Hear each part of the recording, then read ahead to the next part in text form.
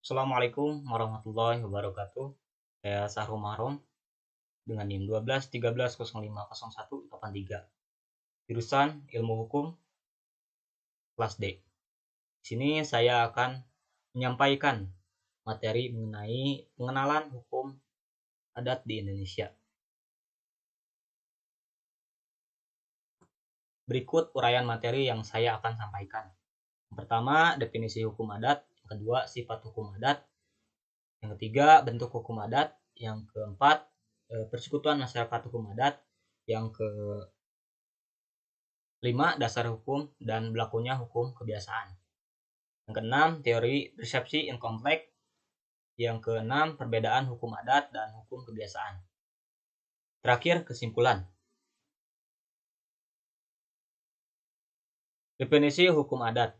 Hukum adat atau hukum kebiasaan adalah serangkaian aturan yang mengikat pada suatu masyarakat yang tidak tertulis dan sumber dari kebiasaan yang tumbuh dan berkembang pada suatu masyarakat tertentu yang kemudian diterima menjadi hukum secara turun-temurun. Secara garis besar, hukum adat adalah hukum kebiasaan yang artinya aturan dibuat dari tingkah laku masyarakat yang tumbuh dan berkembang sehingga menjadi sebuah hukum yang ditaati secara tidak tertulis. Hukum adat diakui oleh negara sebagai hukum yang sah. Setelah Indonesia mereka dibuatlah beberapa aturan yang dibuat beberapa aturan yang dimuat dalam Undang-Undang Dasar 1945. Sedangkan menurut para pakar hukum, pengertian hukum adat adalah menurut Terhart, hukum adat adalah keseluruhan peraturan yang menjelma dalam keputusan-keputusan dari kepala-kepala adat dan berlaku secara spontan dalam masyarakat. Terhart terkenal dengan teori keputusan. Artinya bahwa untuk melihat apakah suatu adat istiadat itu sudah merupakan hukum adat, maka perlu dilihat dari sikap penguasa masyarakat hukum terhadap si pelanggar peraturan adat istiadat. Apabila penguasa menjatuhkan putusan hukum terhadap si pelanggar, maka adat istiadat itu sudah merupakan hukum adat. Selanjutnya, menurut Van Vollenhoven, hukum adat adalah keseluruhan aturan tingkah laku yang berlaku bagi orang-orang bumi putera dan timur asing yang mempunyai sanksi dan tidak mendefinisikan. Selanjutnya, menurut Sukanto, hukum adat adalah kompleks adat-adat yang pada umumnya tidak dikitabkan, tidak dikodifikasikan dan bersifat paksaan, mempunyai sanksi, jadi mempunyai akibat hukum. Selanjutnya, bentuk hukum adat. Bentuk hukum adat dibagi menjadi dua. Yang pertama yaitu tertulis dan bentuk hukum adat tidak tertulis. Bentuk hukum adat tertulis misalnya peranatan di daerah Suap Raja dan Subak Bali. Contohnya Subak Bali. Ya. Subak adalah organisasi kemasyarakatan yang khusus mengatur sistem pengairan sawah atau irigasi yang digunakan dalam bercocok tanam padi di Bali. Subak pada umumnya memiliki pura yang dinamakan Pura Ulun Carik atau Pura Bedegua yang khusus dibangun oleh para pemilik lahan dan petani. Pura tersebut diperuntukkan bagi Dewi Sri, yaitu Dewi Kemakmuran dan Kesuburan menurut kepercayaan masyarakat Bali. Sistem irigasi ini diatur oleh seorang pemuka adat, Kaseh, yang juga adalah seorang petani di Bali. Sistem Subak telah menjadi salah satu ciri khas dari masyarakat Bali. Sistem pengairan ini berkembang dalam pengaruh nilai ajaran agama Hindu yang kuat dan membentuk suatu kearifan lokal yang membuat masyarakat petani di Bali dapat serasi dengan alam untuk memperoleh hasil panen yang optimal. Dalam kajian sejarahnya, Subak telah dikenal masyarakat Bali sejak pada abad ke-9 Masehi. Subak merupakan suatu sistem swadaya masyarakat yang berfungsi mengatur pembagian aliran irigasi yang mengairi setiap petak area persawahan. Sistem ini dikelola secara berkelompok dan bertingkat, disertai dengan pembagian peran yang spesifik bagi setiap anggotanya. Kekuatan subak tersendiri terletak pada ketergantungan bersama terhadap air irigasi dan juga disebutkan oleh adanya pura subak. Nah, subak diikat oleh kepentingan fisik dan spiritual. Selain sistem strukturalnya, subak juga memiliki kekhasan tersendiri dalam hal upacara keagamaan yang berlangsung di dalamnya. Di dalam subak terdapat ritual yang berlaku secara perseorangan dari ritual berkelompok. Itulah sebabnya subak melaksanakan berbagai kegiatan ritual yang pada tingkat petani. Subak dan pada pura lain yang dianggap berkaitan dengan sumber air subak yang bersangkutan. Sister Subak diakui oleh UNESCO sebagai warisan budaya dunia pada tanggal 29 Juni 2012 di Rusia. UNESCO mengakui subak sebagai warisan budaya dunia setelah pemerintah Indonesia memperjuangkannya selama 12 tahun. Subak memenuhi persyaratan sebagai warisan budaya dunia sebagaimana diterapkan oleh UNESCO, yaitu subak merupakan tradisi budaya yang membentuk landscape Pulau Bali. Landscape Bali merupakan bukti tentang sistem subak yang luar biasa. Selanjutnya, bentuk hukum adat tidak tertulis. Tumbuh dan hidup dalam masyarakat yang masih buta huruf. Dapat diketahui dari keputusan-keputusan pemimpin persekutuan yang tidak boleh bertentangan dengan kesadaran hukum masyarakat. Contohnya Maro, kawin lari, harta gonogini. Nah, harta gonogini adalah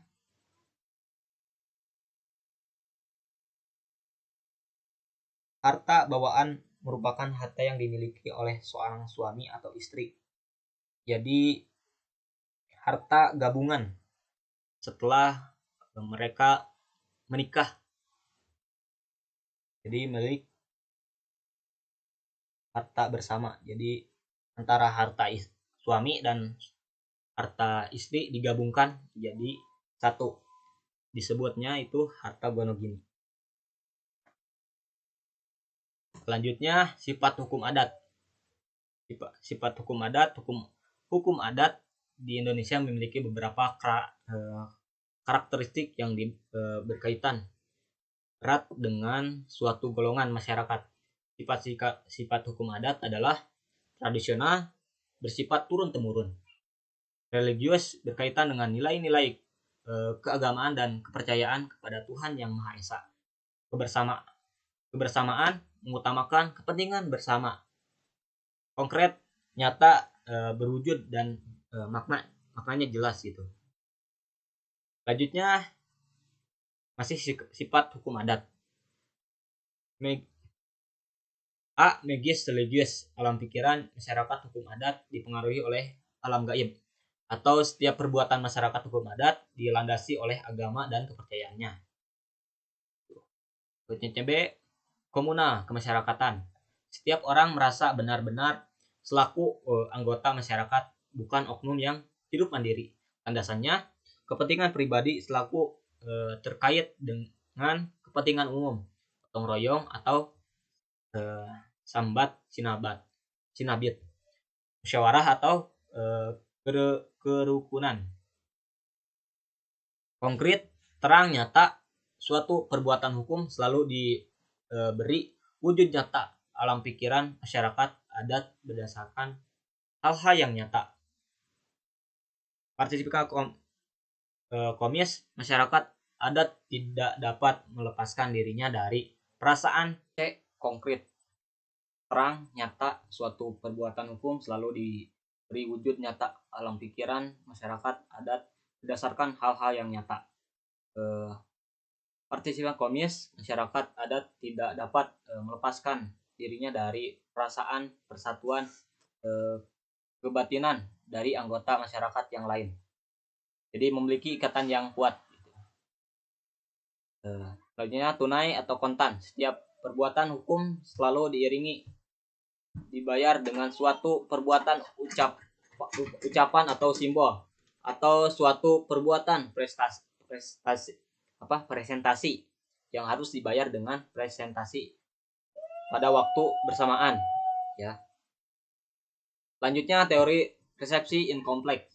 Menurut Van der Breek, hukum adat meresepsi keseluruhan hukum agama, hukum adat, hukum agama kaum Islam dengan hukum Islamnya, kaum Kristen dengan hukum Kristennya, kaum Hindu dengan hukum Hindunya.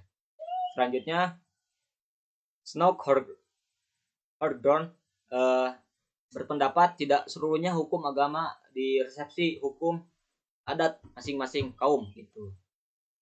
Menurut Terhar, hukum adat terdiri dari sebagian kecil unsur-unsur hukum agama dan sebagai besar unsur-unsur hukum aslinya. Gitu. Selanjutnya perbedaan hukum adat dan hukum kebiasaan.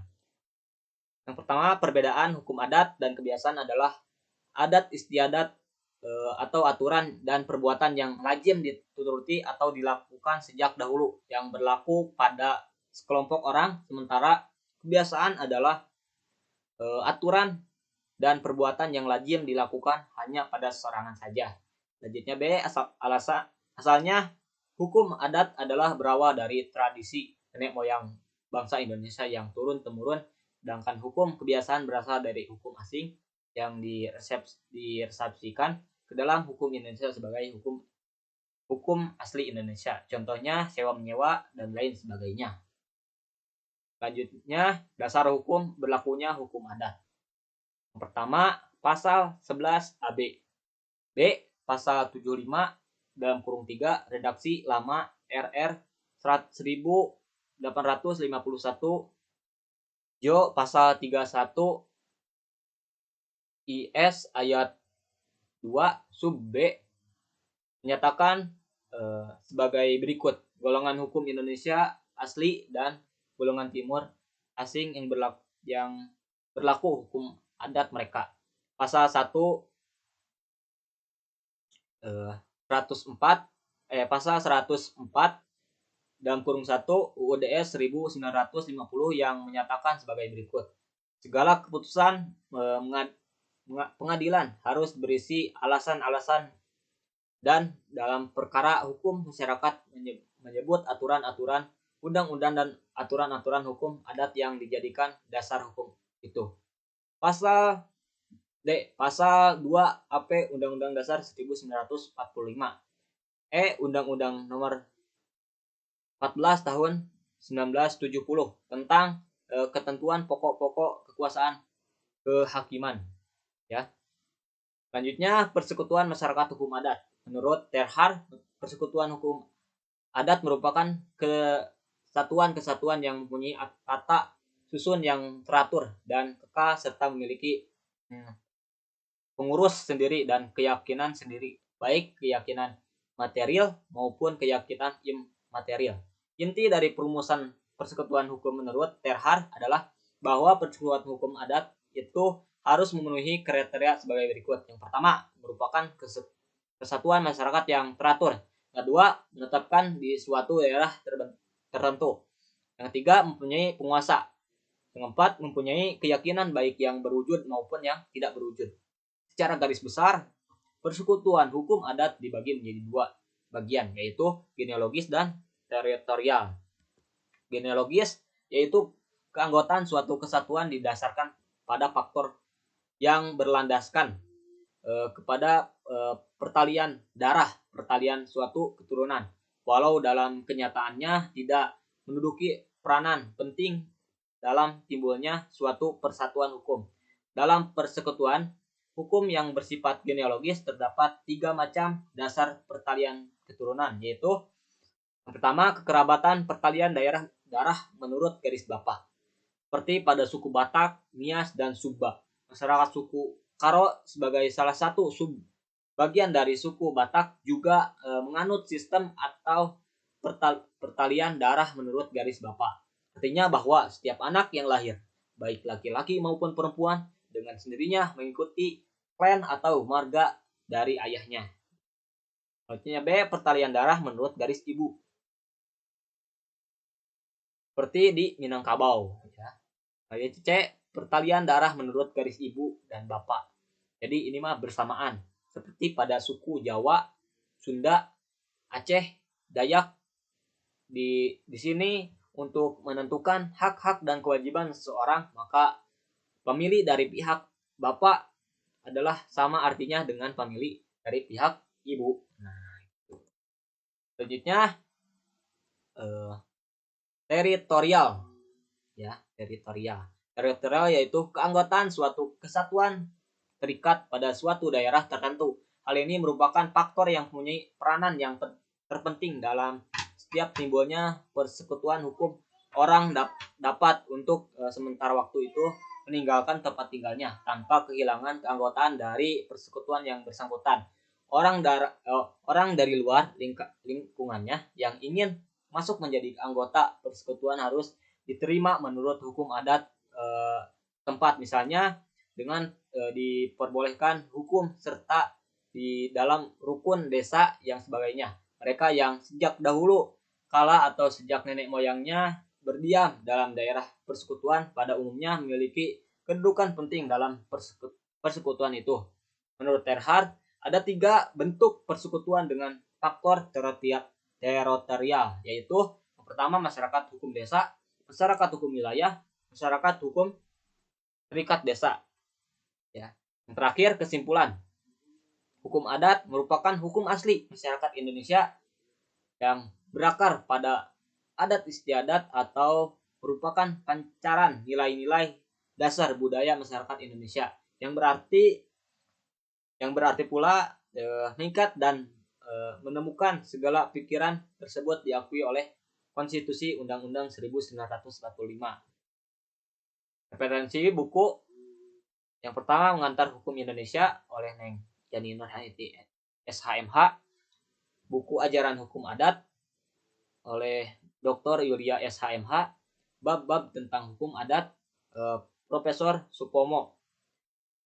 Dan Asas-asas dan susunan hukum adat oleh Terhard. Mungkin hanya itu yang dapat saya sampaikan. Mohon maaf kurang dan lebihnya. Assalamualaikum warahmatullahi wabarakatuh.